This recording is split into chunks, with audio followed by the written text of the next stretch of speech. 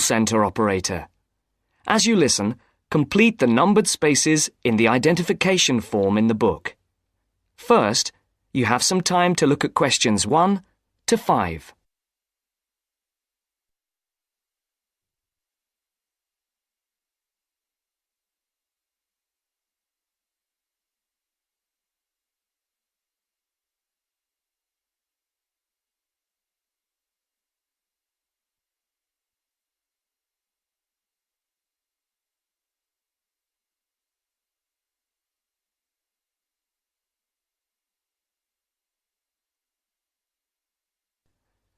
You should answer the questions as you listen, because you will not hear the recording a second time. Listen carefully and answer questions 1 to 5. Platinum Card Service, Rebecca speaking. How may I help you? I've got a few problems with my credit card account. Okay. What is your credit card number? Let's see. It's here somewhere. Here it is. Can I just take the card number, please?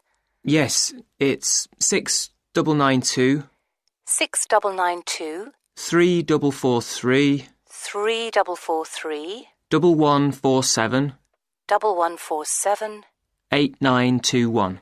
8921. Right. Can I just check that? 6992 3443 1147 8921. That's it. And your name? Carlos de Silva. I just need to check a few details for identification and security, if you'll bear with me. That's okay. And what's your postcode? SE1 8PB. SE1 8PB. That's it. Vauxhall Close, London? Yes, that's right. And the house number?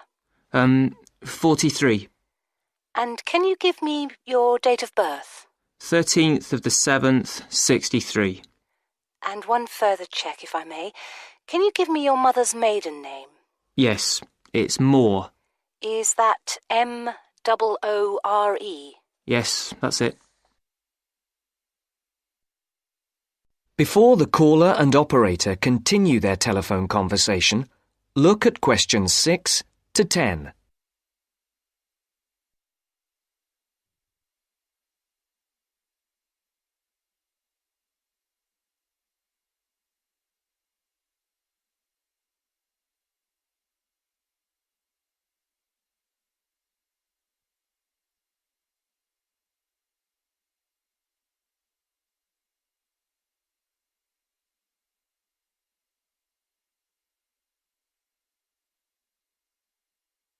Now listen to the next part of the conversation and answer questions 6 to 10.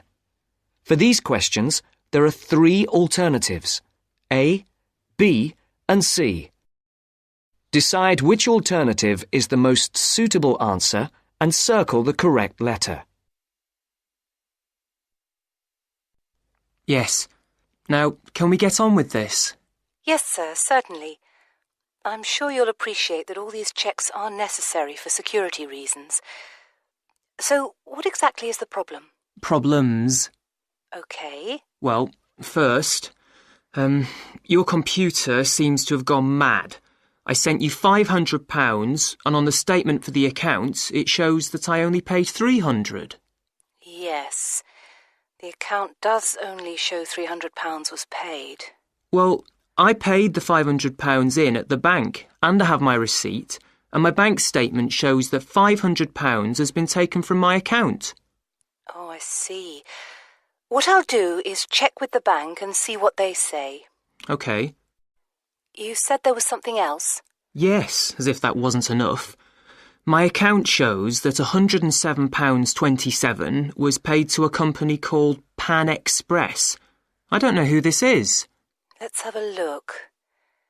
Well, it is genuine. I can assure you it's not mine. It was made on the evening of the 12th of May. Maybe it's a restaurant bill you forgot about? There's no way that... Oh, wait, hold on. Yes. Oh, it's okay. I've just realised what it is. It is a restaurant bill. The name of the company is different from the name of the restaurant. My mistake. I'm sorry. That's okay. Was there anything else? I don't know if I dare. What is it anyway? Well, it's, the amount of interest seems to have gone up. If you look at your statement for April, you'll see that the rate went down from 16.27% to 14.99% that month. Oh, yes, you're right. Was that everything? Yes, basically, it is. Okay. And can you check my payment? Oh, yes, I'll do it. Can I phone you back? I'll be at home for the next 2 hours. I have to leave at 11. Right. What's your number?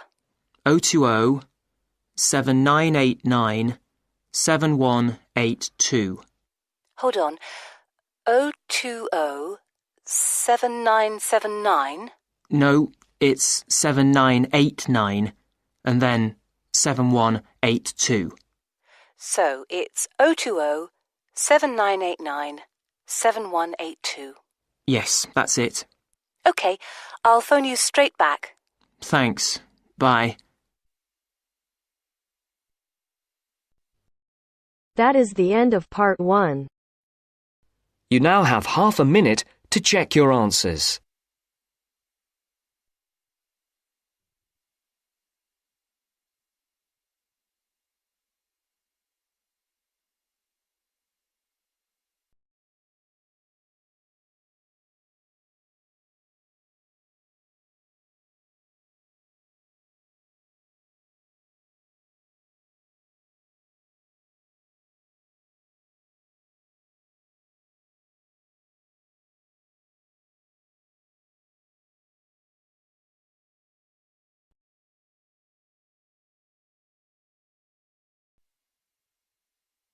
Now turns to part 2. Part 2.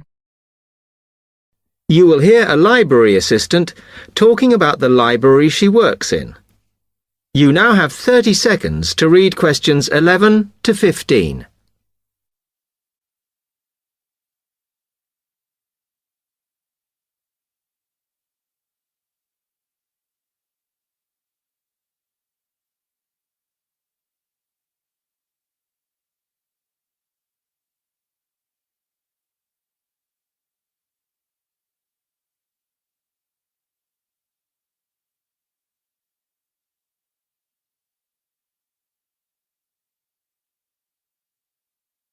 Hi, can I help you?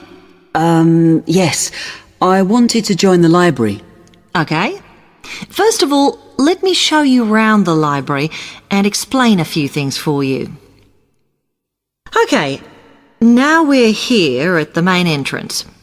You can see the reception, which is where you bring back and take out books.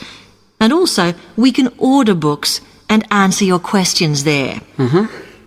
Next to the reception, where you can see those old desks, is where we keep the magazines, because you can sit down and read there.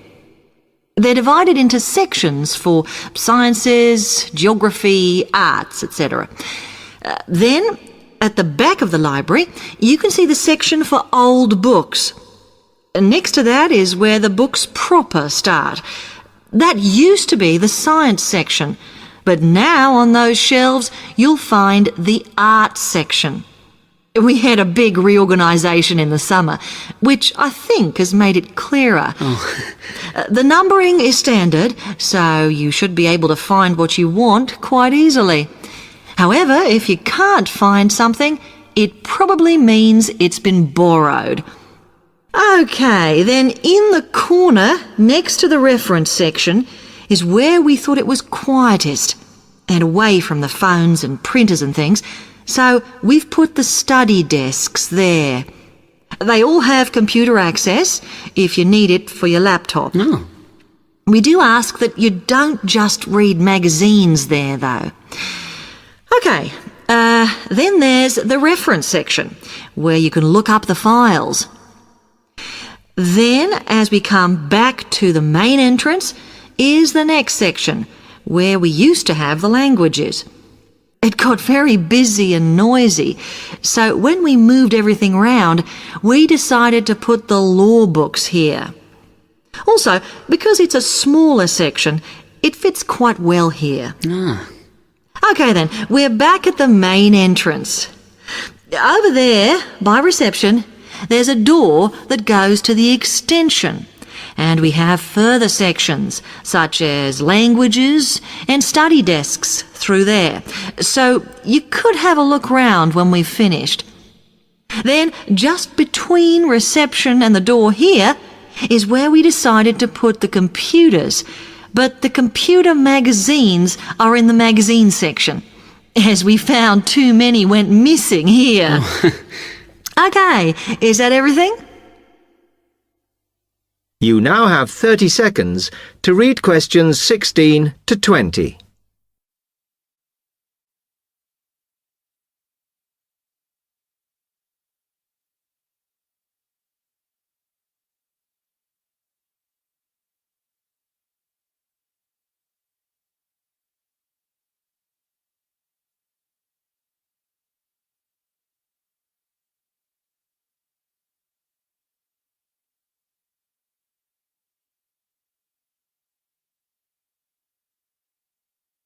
That's great, thanks.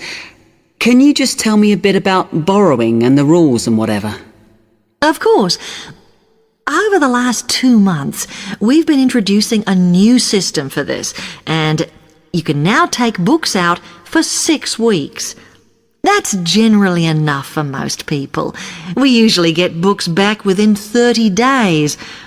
Of course, you may decide to renew the period. You used to have to come in to get the book stamped because we don't like doing it over the phone as there's no record of it. But now you can do all that via email. Oh. If you do forget to renew, then we do make a charge, I'm afraid. That helps our costs, of course, but we do insist on it. The good news is that there is only one charge. I know some libraries charge £1 for 1 week and then it goes up with each week it's late. We ask for £1.50 as we think that's high enough to stop people being overdue. The other thing you may want to know is what you do about books that are not on the shelves. We do have a system for reserving them. All you have to do is fill in a yellow form behind those blue ones on the desk and give it to someone at reception. We'll let you know when it comes in. Also, sometimes you will need a journal article that we don't have but can get from other libraries. So we offer an ordering service if you need it. Now, if you'd like to fill in this form here.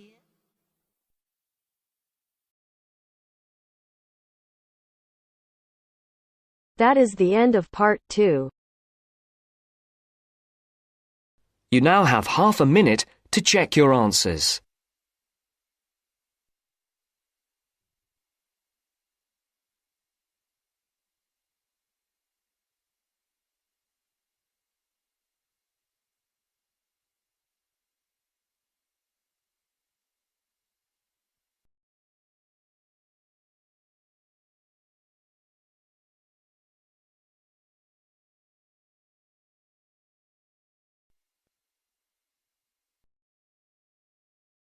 Now turns to part 3. Part 3. You are going to hear a conversation between an interviewer and a professor. First, you have some time to look at questions 21 to 26.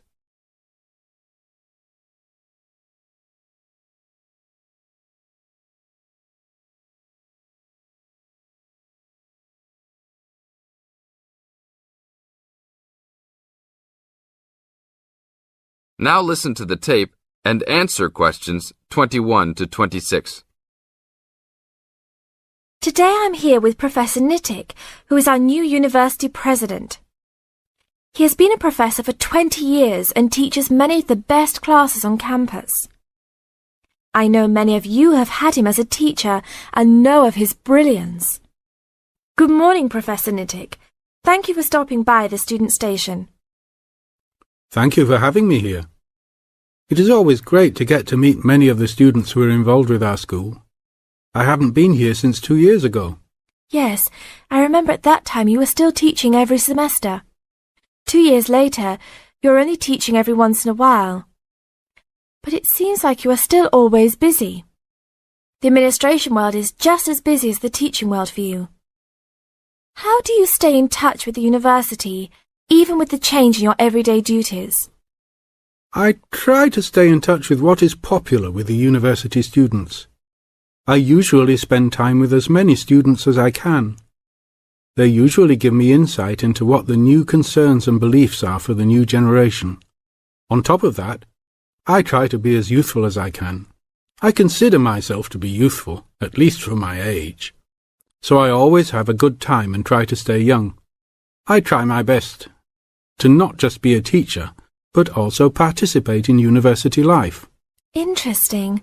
So, are you still doing lots of academic work, or are you mostly concentrating on administrative affairs?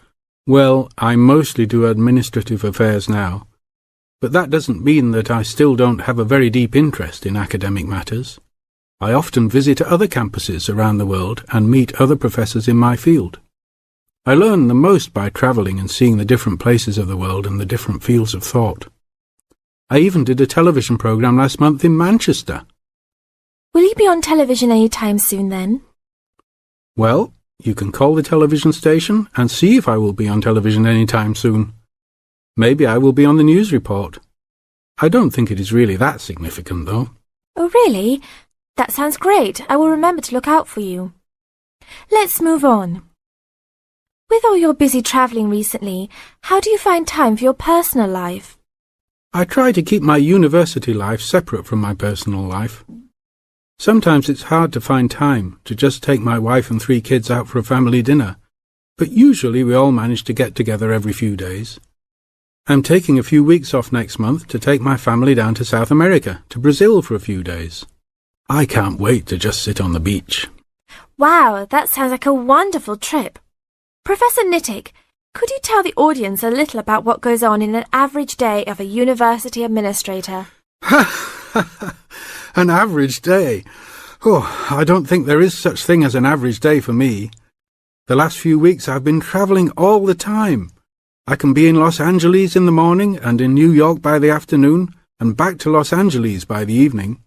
Sometimes I will spend the whole week at a new university, showing the new administrators the ins and outs of running a university. Sometimes I can spend the whole day in the office on the phone. So there really is no average day for me. I guess that is because I do so many different tasks. Sorry to let all the viewers down, but that is the plain truth. Now look at questions 27 to 30.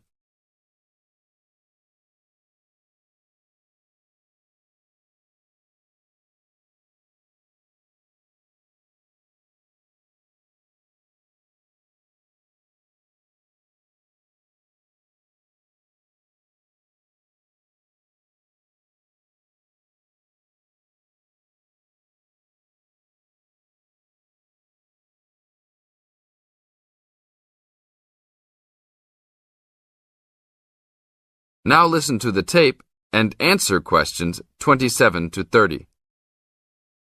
Well, I guess I can sum it up for them. You are a busy man. That is probably a good description. So, are there any immediate plans for the coming few weeks? Well, I'm in Los Angeles for the next 2 days, and then I fly to Colorado to meet a new prospective professor for our university.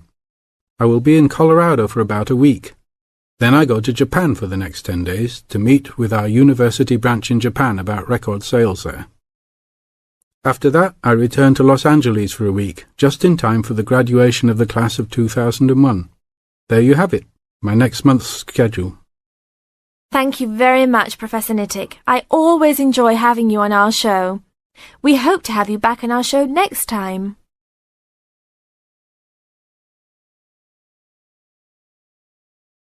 That is the end of part 3. You now have half a minute to check your answers.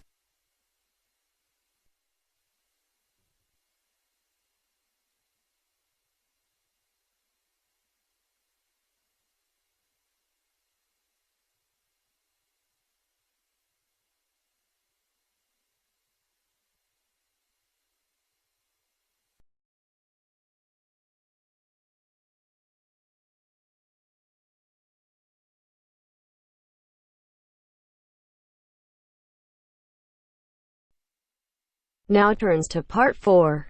Part 4 section, you will hear an introductory lecture to a course on Southeast Asia. First, you have some time to look at questions 31 to 40.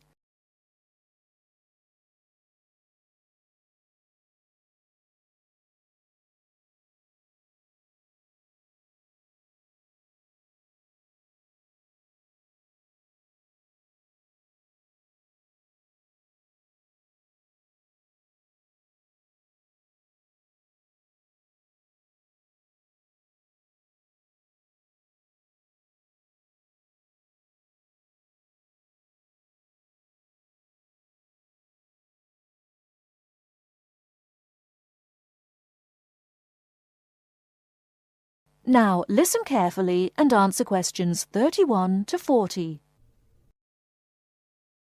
My name is Paul Stange. I'm coordinator of this course. It's called Southeast Asian Traditions. I'm also the author of the study guide and the course reader, and you should have those in front of you. As well as these, you'll need 2 textbooks for the course. There's the one by Osborne and there's another by Legg. I'll talk a bit more about the reading materials in a moment. Now, if you haven't got these materials, you can buy the textbooks at the university bookshop, and you can collect the study guide and the course reader from me on your way out of the lecture.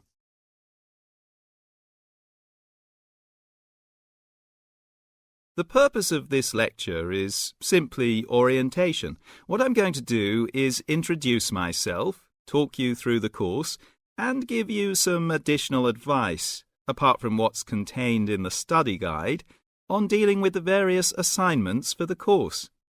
First of all, the materials. You'll find the 2 textbooks very clear, and they give a good basic coverage of the history of the region. Most of the reading materials in the reader are fairly easy-going, but I have to warn you that 2 of them are quite difficult. These are the readings by Smale and Bender, and of these 2, the one by Bender is perhaps the more challenging. But don't let that put you off, because understanding these 2 readings is important to help you develop a clearer understanding of the cultures. In other words, they'll help you acquire greater sensitivity to the differences between the various cultures in the region.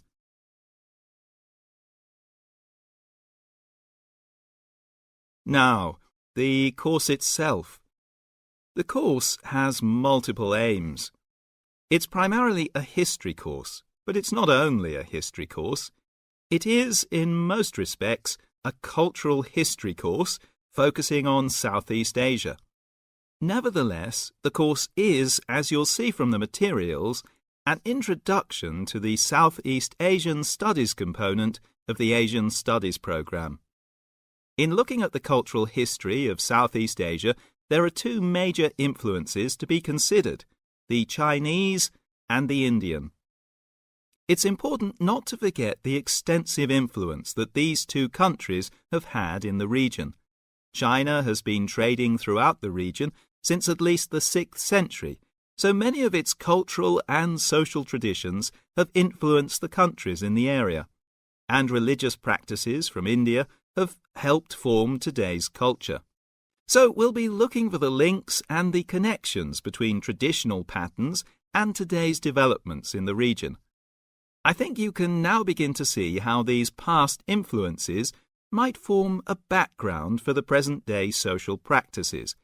And in the same way, this course will form a basis or background for 2nd and 3rd year courses, with their focus on the modern period, and in particular, the economic and political situation of the region. So, that's the outline of the course. I'd like to go on now to look at what you have to do, your assignments and so on. That is the end of Part 4. You now have half a minute to check your answers.